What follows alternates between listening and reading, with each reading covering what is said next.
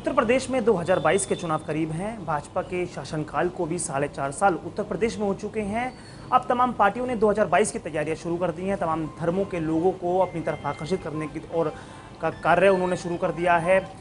बात विकास की हम लोगों से करने के लिए आए हैं कि 4.5 साल के कार्यकाल में जो भी पार्टी का विधायक उनके क्षेत्र में रहा, क्या उसने विकास कार्य किए या वो 4 साल ऐसे ही बीत गए। लोगों से जानेंगे। सबसे पहले आपका नाम मैं जानना चाहूँगा। पुनीत शर्मा।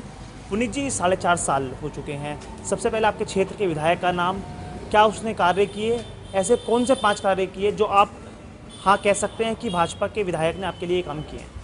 देखिए, विधायकों का काम कायदे में होता है कि विधान परिषद क्षेत्र का विकास करना चहुमुखी, लेकिन हमारे विधायक जी ने ऐसा कोई काम नहीं किया जिसको हम गिना सकें कि हाँ जी इतना बड़ा विकास किया है। ना तो कोई फैक्ट्री आई है इस क्षेत्र में, ना ही सड़कें सारी सही हैं, ना ही यहाँ पर कोई आपका बिजली वगैरह का व्यवस्था ठीक ठाक है। हाँ, महंगाई के नाम पे जनता की कमर और टूट गई है। अगर हम देखें तो पेट्रोल डीजल से लेकर के हर खाने पीने की चीज़ों के अंदर महंगाई बेतहाशा वृद्धि हो गई है, जिससे एक आम आदमी का जीवन इस समय बहुत ज़्यादा प्रभावित है। व्यापारियों का व्यापार प्रभावित है। काम इस समय नहीं है, लोगों पर रोज़गार नहीं है, फैक्ट्रियाँ नई आई नहीं, पुरानी बंद हो गई हैं। तो उस स्थिति के अंदर कोई भी विकास कार्य के नाम पे हम कुछ नहीं कह सकते। आप सफाई और स्वच्छता अभियान का देखें तो आपके पीछे ही कूड़े का ढेर लग रहा है, कहीं दूर जाने की ज़रूरत नहीं, जबकि ये पॉश इलाका है। शहर के पॉश इलाके का अगर ये हाल है तो शहर के अंदरूनी हिस्सों में का क्या हाल होगा। मैं आपके विधायक का नाम जानना चाह रहा था। शायद हमारे कैंट विधायक हैं सत्यप्रकाश अग्रवाल जी। कैंट की सड़कों के क्या हाल है। कैंट की सड़कें गड्ढा युक्त हैं, जबकि माननीय मुख्यमंत्री बार बार ये कह रहे हैं कि हमने प्रदेश में गड्ढा मुक्त सड़क बनाने का निर्णय लिया है और कई 100 करोड़ रुपए हमने सेंक्शन करे हैं, लेकिन वो गड्ढा मुक्त हो रही हैं या गड्ढा युक्त हो रही हैं। इसका उदाहरण अगर आपको देखना हो तो आप ये जिस सड़क पे खड़े हैं, यहाँ से लेकर के चकबंदी वाली गली, तिलक रोड, PL शर्मा रोड, बेगम पुल की मुख्य सड़क, इसके ऊपर कई बार लिख दिया, कई बार कह दिया, सीवर के ढक्कन तक खुले पड़े हैं। ना माननीय विधायक देखते हैं, ना ही सभासद देखते हैं, जबकि पार्षद भी भाजपा के ही हैं। आपसे आपके पास लौटूंगा मैं।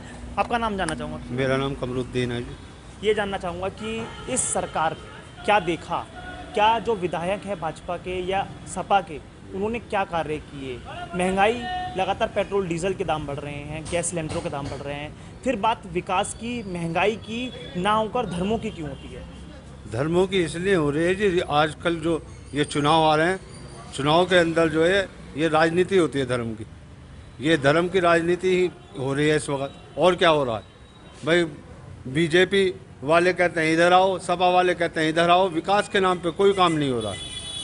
अब महंगाई को देख लीजिए आप, गैस के सिलेंडर के भाव कहाँ जा रहे हैं, दालों के भाव कहाँ जा रहे हैं, कोई विकास नहीं हो रहा।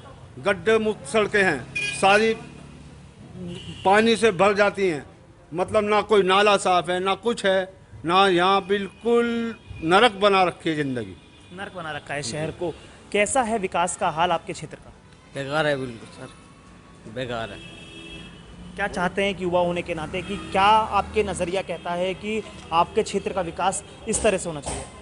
सर ये तो बिल्कुल बेकार, ना काम है ना कुछ है, कारोबार नहीं है बिल्कुल भी।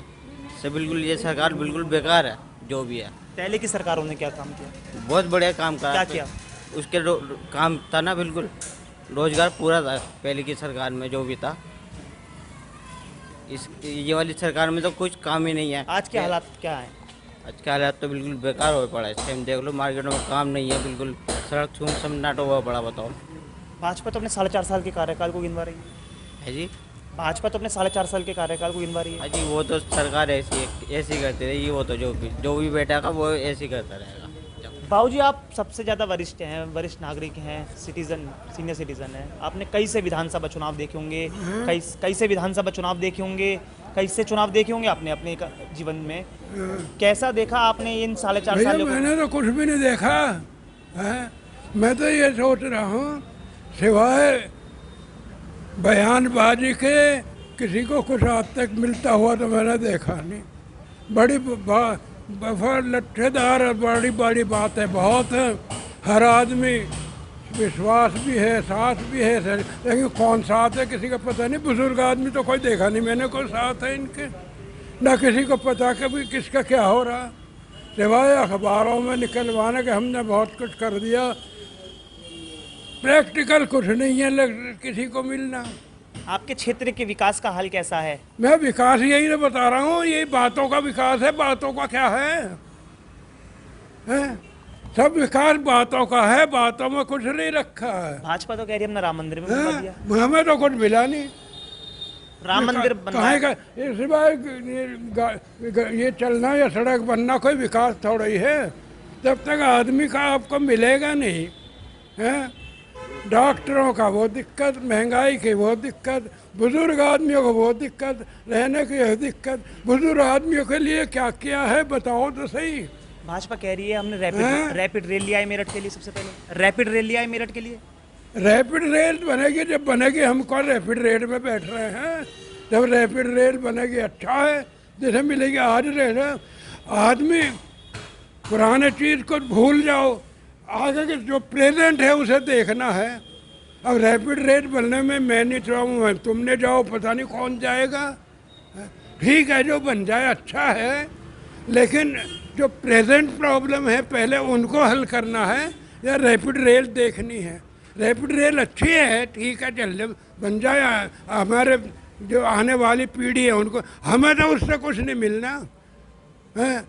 रैपिड रेल जो अब चीज़ है आप उसको देखो, पढ़ाई का आप देखो।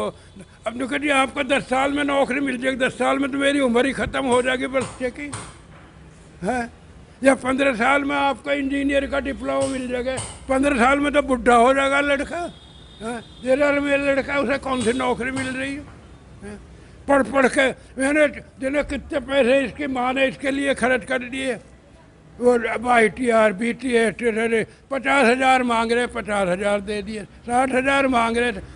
कौन आदमी आया है इनके पास के भाई, बुजुर्ग आदमी के पास कौन आया है? कोई नहीं आया। वो एक ये है कि बुजुर्गों के लिए टेलीफोन करने से कुछ बात बन जाती है। लौटूंगा आपके पास, आप सही कह रहे हैं। आपका भी नाम जानना चाहूँगा मैं। मेरा नाम अभित है। क्या उम्र है आपकी और क्या काम करते हैं? सर मैं पोस्ट ग्रेजुएट कर चुका हूँ केमिस्ट्री ऑनर्स में, और मेरी एज 25 है। क्या काम करते हैं? कुछ नहीं, अभी तो ढूंढ रहे हैं काम सर। क्यों, क्या वजह रही जब इतनी पढ़ाई करने के बाद भी, पोस्ट ग्रेजुएशन करने के बाद भी अभी तक नौकरी हासिल नहीं हुई? नौकरी इंसान की एबिलिटीज़ और काबिलियत के ऊपर डिपेंड करती है पहली बात तो मैंने जब ग्रेजुएशन कर ली, उसके बाद पोस्ट ग्रेजुएशन कर ली, उसके बाद अब बैचलर एजुकेशन भी कर लिया मैंने। तो मैं गवर्नमेंट सर्विसेज की तरफ ही मेरा थोड़ा सा रुझान था जब से मैंने ग्रेजुएशन शुरू करी, तो उसी की तैयारी में लगा हुआ था। बट कभी कभार के कोविड एरा ऐसा रहा 2019 से लेके अब तक 21 तक का, कि गवर्नमेंट की कुछ वैकेंसीज आती हैं, फिर वो नल एंड वॉइड हो जाती हैं, फिर उसके बाद जब वापस भर्ती प्रक्रिया शुरू होती है तो वो टाइम 1.5-2 साल तक का लग जाता है भर्ती प्रक्रियाओं में। इकलौती जो इस टाइम पे कोई कमीशन अगर काम कर रही है देश के अंदर, वो हमारी UPSC की कमीशन है, जो अप्रॉक्सीमेटली जिस शेड्यूल के टाइम पे वो काम कराती हैं उसी शेड्यूल के अकॉर्डिंग वो अपना रिजल्ट्स दे देती हैं। और कोई कमीशन SSC हो गया आपका, या फिर आप और भी कोई कमीशन ले सकते हैं, UPPCS हो गई। UPPCS में तो पिछले 2.5 साल से कोई रिक्रूटमेंट हुआ ही नहीं है एडमिनिस्ट्रेटिव फील्ड के अकॉर्डिंग। अगर उन्होंने कोई भर्ती प्रक्रिया करी है तो अब वो कर रहे हैं एग्रीकल्चर में या मेडिकल साइंसेज में, जो ज़रूरी है, आपको वहाँ भी ज़रूरतें हैं। बट अगर आपके पास या तो ऐसा तो होता नहीं कि भाई आपने एक बैच निकाला तो उसकी जो रिटायरमेंट एज है वो भी एक आपकी स्थिर होती है। अब उस रिटायरमेंट के बाद आप नया बैच तो रिक्रूट करना चाहोगे ना, जो वैकेंसीज आई हैं। सरकार बहुत ही अजीब और गरीब तरीके से रिक्रूटमेंट प्रोसीजर्स चला रही है। इस सरकार में यूपी की नहीं छोड़ के सेंटर तक की अगर बात कर ली जाए तो एक चीज़ पे इन सरकारों ने काम करा है, वो है इंफ्रास्ट्रक्चर डेवलपमेंट और प्राइवेट सेक्टर को बढ़ावा देना। लेकिन अगर आप प्राइवेट सेक्टर को बढ़ावा दे रहे हो वो भी ठीक, चलो बातें हैं आपकी तरफ से ठीक है, लेकिन जहाँ आप पब्लिक सेक्टर्स का क्या, आपने पब्लिक सेक्टर्स बंद करने शुरू कर दिए। जब पब्लिक सेक्टर्स बंद हो गए तो जॉब अपॉर्चुनिटीज़ खत्म हो गई। जब जॉब अपॉर्चुनिटीज़ खत्म हो गई तो हम जैसे लोग अनएम्प्लॉयड हो गए। सरकार तमाम विकास के कार्य अपने 4.5 साल के कार्यकाल में गिनवा रही है कि हमने रोजगार दिया, हमने इंफ्रास्ट्रक्चर ऐसा किया, हमने दिल्ली मेरठ एक्सप्रेस वे, हमने रैपिड रेल। वजह क्या रही कि युवा आज तक बेरोजगार है? वजह क्या है कि 4.5 साल की सरकार से लोग खुश नहीं हैं, ऐसा लोगों का कहना है। फिर आखिर सपा हो, बसपा हो या आज भाजपा की हम बात करें, सपा ने आज अखिलेश यादव ने ट्वीट किया है कि वो पिछड़े वर्ग की तरफ भाजपा ध्यान नहीं दे रही है। क्या धर्म, जाति के मुद्दे से हटकर भी क्या कुछ ऐसी बातें हैं जिनकी तरफ सरकार को सोचना चाहिए? अप्रॉक्सीमेटली 73 ईयर्स से ऊपर हो चुके हैं इंडिपेंडेंस हुए। अभी भी हम लोग दो चीज़ों में बटे हुए हैं। जो 1947 में बटे हुए थे, आज भी हम उसी चीज़ पे बटे हुए हैं, धर्म और जात। धर्म इंसान की एक आस्था का प्रतीक हो गया, जात उसका पैदाइशी प्रतीक हो गया, जो जिस जात में वो पैदा हुआ। लेकिन सरकारों को आज भी वो वोट बैंक लगते हैं, दोनों ही चीज़ें। अगर हमें उससे थोड़ा सा ऊपर उठ के एक ह्यूमैनिटेरियन बैकग्राउंड्स के बेस पे, एक अमेरिकन डिप्लोमेसी के बेस पे, या जैसे अमेरिका की डेमोक्रेसी काम करती है, अगर हम युवाओं को उस अमेरिका की आपने डेमोक्रेसी की बात करी, जब से हम देखते हैं कि विदेशों में बात विकास पे होती है, यहाँ बात जाति धर्म पे होती है। मैं बार बार इस बात को दोहरा रहा हूँ। दिक्कत यह है कि अमेरिका में भी धर्म है, क्रिश्चियनिटी उनका धर्म है, बट उन्होंने अपने धर्म को अपने संविधान के ऊपर ज़्यादा हावी नहीं होने दिया कभी भी। हमने अपने धर्म और जातियों को संविधान के ऊपर ज़्यादा हावी होने दिया। इसकी वजह से आज भी हम 72 ईयर्स बाद भी, 73 ईयर्स बाद भी पिछड़े हुए हैं। सबसे इम्पॉर्टेंट एस्पेक्ट ये आता है, जब तक आप धर्म और जात से ऊपर उठ के राजनीति नहीं करोगे, तब तक आप विकास की राजनीति नहीं कर सकते। बहुत शुक्रिया हमसे बातचीत करने के लिए। कुछ लोग हमारे साथ आज जुड़े थे विकास के मुद्दे पर, लेकिन ये देखना जरूर दिलचस्प होगा कि 4.5 साल के बाद अब 2022 में जो भाजपा के उत्तर प्रदेश के चुनाव होने हैं विधानसभा के, उसमें जीत किसके हाथ लगती है। लेकिन ये कहना जरूर गलत नहीं होगा कि मेरठ में विकास के नाम पर सिर्फ लोगों को धोखा मिला है। वीडियो जर्नलिस्ट मोहित कुमार के साथ विभू गुप्ता, जगत न्यूज़ मेरठ। चुनाव लोकतंत्र का सबसे खूबसूरत त्योहार, और अगर बात उन चुनाव की हो जो कि देश का जनसंख्या के लिहाज से सबसे बड़ा प्रदेश हो, तो जाहिर सी बात है बहुत बड़ी आबादी इससे जुड़ी होगी। जी हाँ, ठीक समझा, हम बात कर रहे हैं आगामी उत्तर प्रदेश विधानसभा चुनाव 2022 की, जिनमें बहुत कम वक्त रह गया है। ऐसे में चुनाव को लेकर के लोगों के मन में बहुत सारी अभिलाषाएं हैं कि किन मुद्दों पर चुनाव लड़े जाएंगे। लेकिन बड़े अफसोस की बात ये भी होती है कि हमारे देश में और ख़ास तौर से हमारे उत्तर प्रदेश में आज भी चुनाव को लेकर के मुद्दा विकास नहीं, मुद्दा धर्म, जाति और अन्य चीज़ों में बंटवारा हो जाता है। तो निकले हैं हम जनता के बीच ये जानने के लिए कि चुनाव में विकास का मुद्दा बनाम अन्य मुद्दे कितने महत्वपूर्ण और कितने ज़रूरी इनमें से। कुछ लोगों के साथ हम बात करेंगे। सर, बहुत स्वागत है आपका। पहले आपका नाम जानना चाहेंगे। राजेंद्र सचदेवा। सर, आपने बहुत बार वोट भी डाला होगा, कितनी सरकारें होंगी बनते बिगड़ते देखा होगा। अब 2022 का चुनाव होगा, फिर से आ रहा है। चुनाव होता है तो हलचलें तेज़ हो जाती हैं, तमाम तैयारियां तेज़ हो जाती हैं पॉलिटिकल पार्टीज़ की। लेकिन एक समस्या जो बहुत सालों से अब तक जस की तस है, वो ये कि चुनाव आते ही विकास के वो मुद्दे गायब हो जाते हैं जो चुनाव के मेमोरेंडम में तो रहते हैं, लेकिन वो 5 साल काम में नहीं रहते। आज की डेट में हम या तो ब्राह्मण सम्मेलन या दलित सम्मेलन, आज की डेट में हम जातिगत जनगणना कौन करवाना चाह रहा है, क्यों नहीं करवाना चाह रहा है, इन सब पे ज़्यादा फोकस्ड हैं बनस्पत विकास के। क्या लगता है आपको? मुझे भी यही लगता है कि जातिवाद और ये धर्म, ये चीज़ें ज़्यादा अहम आ जाती हैं। लेकिन इसमें कोई भी सरकार भी क्या कर सकती है। हम लोगों की गलती है जो हम इन मुद्दों पे वोट डालते हैं।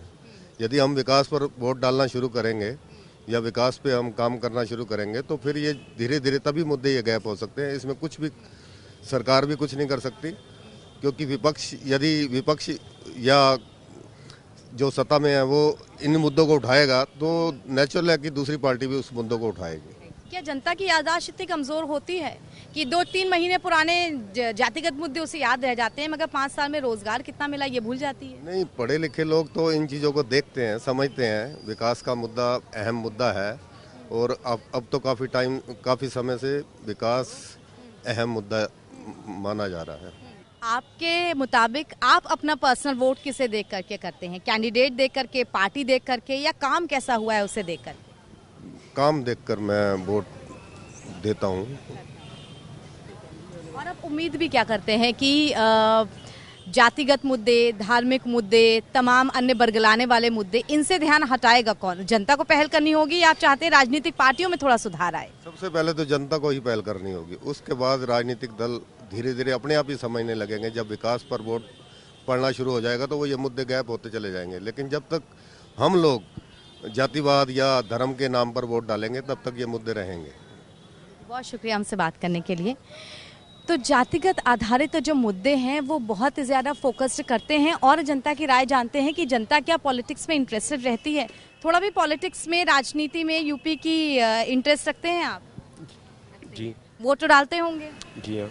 अब 2022 यानी कि जनवरी महीना आने में 3 महीने का वक्त बचा है। इन्हीं 3 महीनों में सारी तैयारियां पॉलिटिकल पार्टीज करेंगी। 5 साल खत्म होने को हैं। बीजेपी सरकार का जो 5 साल का कार्यकाल है वो खत्म हो रहा है।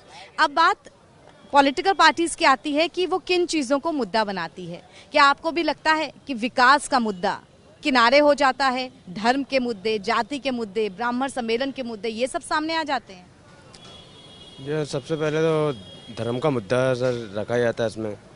इसमें हिंदू मुस्लिम का मामला सामने आता है कि लोग कहते हैं कि मंदिर आपका मेरा है, मस्जिद मेरी है। सर इसमें जो है ये सब ना सोचते हुए भी जनता के बारे में करा जाए तो और उसमें। अच्छा, ये सवाल मैं सबसे पूछ रही हूँ, जनता की याददाश्त क्यों इतनी कमज़ोर हो जाती है कि वो भूल जाती है कि अब हमारा कैंडिडेट या अब हमारी पसंदीदा पार्टी विकास के मुद्दे को किनारे कर चुकी है और जाति धर्म के मुद्दे पर बात करने लगी? सर जनता भी थोड़ा खुद भी अपना समझ के करें। जो कैंडिडेट अच्छा लगता है सर उस कैंडिडेट को अपना कर सकें। तो जनता के बीच में जाना, जनता की राय समझना ज़रूरी है, क्योंकि 2022 को लेकर के जिस तरह की हलचल है। और कुछ लोग हमारे साथ हैं, चाय का आनंद उठा रहे हैं, लुफ्त यहाँ पर। बात कर रहे हैं हम 2022 के उत्तर प्रदेश के विधानसभा चुनाव को लेकर के, जिनमें 3 से 4 महीने का वक्त बचा है। जाहिर सी बात है 5 साल पूरे हुए हैं, एक कार्यकाल पूरा हुआ है, फिर चुनाव होंगे, या तो पार्टी बदलेगी या वही आएगी। बड़ी बात, वो बड़ी बात जिस पे आम जनता की नीतियाँ, पॉलिसी सब डिपेंड करती हैं। लेकिन क्यों चुनाव आते ही, वक्त नज़दीक आते ही तमाम जाति धर्म संबंधित चीज़ें एकदम सामने आ जाती हैं, मुख्य पृष्ठ पे हमको दिखा दी जाती हैं, और विकास के मुद्दे, हमारे लिए क्या काम किया गया, हमें कितनी तरक्की मिली, ये किनारे हो जाते हैं? क्या लगता है आपको? बिल्कुल, आपका कहना बिल्कुल सही है। जब चुनाव आते हैं सारे के सारे पॉलिटिशियन और सारी पार्टीज़ एक्टिव हो जाती हैं। भले ही हमने 5 सालों में कोई काम ना किया हो, लेकिन जब चीज़ें सामने आने लगती हैं तो हमारी हर चीज़ हम ये जैसे दिखाने लगते हैं कि देखिए हम ये भी काम कर रहे हैं। जो काम पेंडिंग में होते हैं वो भी काम स्टार्ट हो जाते हैं, और जनता को सिर्फ बेवकूफ़ बनाया जाता है। मेरा कहने का मतलब सिर्फ ये है। और अगर हम जनता के बीच में रहकर जनता के लिए काम करना चाहते हैं तो स्टार्टिंग से हमें वो सारी चीज़ें करना चाहिए जो एंड में हम आके करते हैं। जो कि कहते हैं कि जैसे कि रोड बना दी हमने, पुल बना दिए हमने, और सड़कों में काम कर दिया, गांव तक सड़कें पहुंच गई। किसान के लिए, अगर किसान के लिए हम खड़े होते, जो मेन मुद्दा इस टाइम चल रहा है आप खुद जानती हैं, तो किसान सड़कों पे आंदोलन ना कर रहा होता, और सड़कों पे आंदोलन ना कर रहा होता, हमें उनकी सारी चीज़ें मान ली होती। अब क्या करा जाएगा कि किसानों को एक लॉलीपॉप जिसे कहते हैं दे के कुछ ना कुछ ऐसा कर दिया जाएगा कि किसानों को मोल्ड कर दिया जाएगा कि भाई मैंने आपके लिए किया। क्यों? क्योंकि अब चुनाव आ रहा है और हमें टिकट चाहिए। चाहे समाजवादी सरकार हो, चाहे इनकी बीजेपी हो, चाहे कांग्रेस हो, चाहे कोई भी हो, हम कहते हैं कि अगर हमें जनता के लिए काम करना है तो स्टार्टिंग से ही हर काम करना चाहिए जिससे जनता की मेन मुद्दे होते हैं। हमारे लिए क्या सबसे ज़्यादा ज़रूरी है? बेरोज़गारी जो कि फैली हुई है। हम वादे अगर करते हैं तो उसे पूरे भी करना चाहिए। हमें सिर्फ मुद्दे बना के वोट लेने के लिए खाली नहीं करना चाहिए। अगर हमने कहा है कि हम आपको हर घर के किसी भी मेंबर को हम अगर वो देंगे, नौकरी देंगे, तो हमें देनी चाहिए। तो इस तरह के मुद्दे हमें लगता है ये सारे फेक कमिटमेंट, और ये हम सबसे बड़े बेवकूफ़ हम ही हैं, क्योंकि हमें चीज़ों को अगर बोल रहे हैं तो उन चीज़ों को समझना चाहिए कि सही क्या है, क्या गलत हो रहा है। इन सारी चीज़ों को समझना चाहिए, नॉर्मल सी बात है। हम ही अगर नहीं सही होंगे तो कोई भी कुछ भी बेवकूफ़ हमें बना के चला जाएगा। That's all. वो जनता जो 5 साल मुद्दों के लिए जूझती है, आपको लगता है कि एंड टाइम पे क्या हो जाता है? जनता की याददाश्त कमज़ोर हो जाती है क्या वो कौन सी चीज़? जनता की याददाश्त नहीं कमज़ोर हो जाती है। एक्चुअली दिक्कत हमारे साथ सिर्फ इतनी है कि हमारे अंदर जो दिमाग में वो भरा हुआ है ना, जातिवाद जिसे कहते हैं, हिंदू मुस्लिम सिख ईसाई, इतना ज़्यादा भर दिया गया है।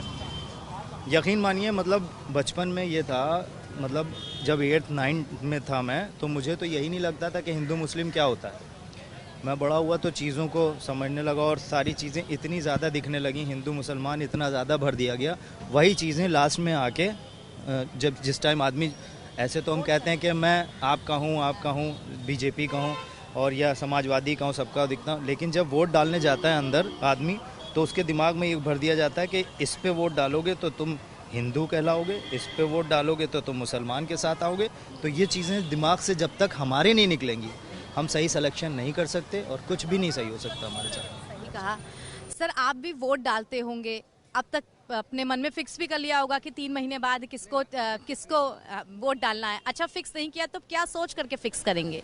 देखिए सबसे पहले जो है जो मौजूदा सरकार है वो सिर्फ एक चीज़ पे इलेक्शन लड़ने जा रहे हैं कि हिंदू खतरे में है, ठीक है। इतना उसका प्रचार प्रसार करे कि हिंदू खतरे में है, इसके पहले हिंदू खतरे में नहीं, ठीक है। इलेक्शन के टाइम में हिंदू खतरे में, इन्होंने कोई भी विकास का काम नहीं किया। कोरोना पीरियड में सब लोगों ने देख लिया, लोग मर गए, वेंटिलेटर, उनको ऑक्सीजन नहीं मिल पाया, उनका सही ट्रीटमेंट नहीं हो पाया। लेकिन जो और उन्होंने सिर्फ एक ही काम किया, नाम बदलने का। जो सपा की सरकार की सड़कें बनवाई और तमाम चीज़ें बनाई, उस पर उन्होंने सिर्फ नाम बदला है बस। और लोगों में डिवाइड कर दिया, हिंदू मुसलमान को एकदम ये बता दें कि यू आर हिंदू, मैं मुसलमान और ये फला। ये जो आने वाली जो सरकार है, आज जनता जो है वो समाजवादी पार्टी को देख रहे हैं अखिलेश यादव की तरफ टकटकी लगा के कि अखिलेश यादव जी आएंगे, विकास करेंगे और जो मौजूदा सरकार, लोगों को रोज़गार मिलेगा। आज नौकरियां चली जा रही हैं, किसको नौकरी मिल रही बताइए। लेकिन अगर बात हिंदू मुसलमान और जातियों में बंटने की करें तो बहुजन समाज पार्टी ब्राह्मण सम्मेलन कराती है, समाजवादी पार्टी दलितों को सम्मानित करने वाला सम्मेलन कराती है। बटे तो सभी हुए हैं। यही तो हमको उनको सबक सिखाना है कि हम बटे नहीं हैं, हम सब एक हैं। हमको सिर्फ विकास चाहिए, बस रोज़गार चाहिए, हॉस्पिटल में दवाई चाहिए, स्कूल में पढ़ाई चाहिए, लॉ एंड ऑर्डर मजबूत हो, बस हमको इसी चीज़ की है, बाकी हमको कुछ नहीं चाहिए। और ये सरकार नहीं दे पा रही, बस। ठीक है, कोरोना काल, उसका दूसरा जो पार्ट सी वेव थी, उस क्या कहेंगे? दूसरी वेव तो आएगी जो भी है, आएगी या नहीं आएगी अभी कुछ नहीं बोलूँ। नहीं, वो तीसरी वेव है, मैं दूसरी वेव की बात कर रही हूँ जिसमें हालात ज़्यादा भयावह। तीसरी है, लेकिन कोरोना में सिर्फ वो आएगी इलेक्शन का टाइम आएगी, ताकि लोगों को घरों से निकलने न दे जाए और अपनी मनमानी कर लें और अपना बेईमानी से छल बल कल से और इस इलेक्शन को बिल्कुल जीत लें, बस। तो जनता की याददाश्त इतनी कमज़ोर क्यों हो जाती है कि जनता इसे याद नहीं रखती? भूलने की बीमारी है, बस ये। आपने मास्क लगाया है क्या? इस वक्त कोरोना नहीं है, लेकिन अभी रेलवे स्टेशन पर चले, मास्क नहीं लगाएंगे 500 रुपये की पेनाल्टी है। आप बताइए, लोगों के दिमाग में इतना डरा दिया, धमका दिया गया। मोदी जी यही तो चाह रहे थे, उन्होंने थाली बजाई, उन्होंने देखना था कि मेरे भक्त लोग मौजूद हैं कि नहीं है। जब उन्होंने देखा कि उन्होंने कहा कि ओ इन्हीं बेवकूफ़ की वजह से मैं अभी जिंदा रहूँगा। कोरोना काल में इलाज तो कम हुआ, लेकिन बिजनेस बहुत हुआ।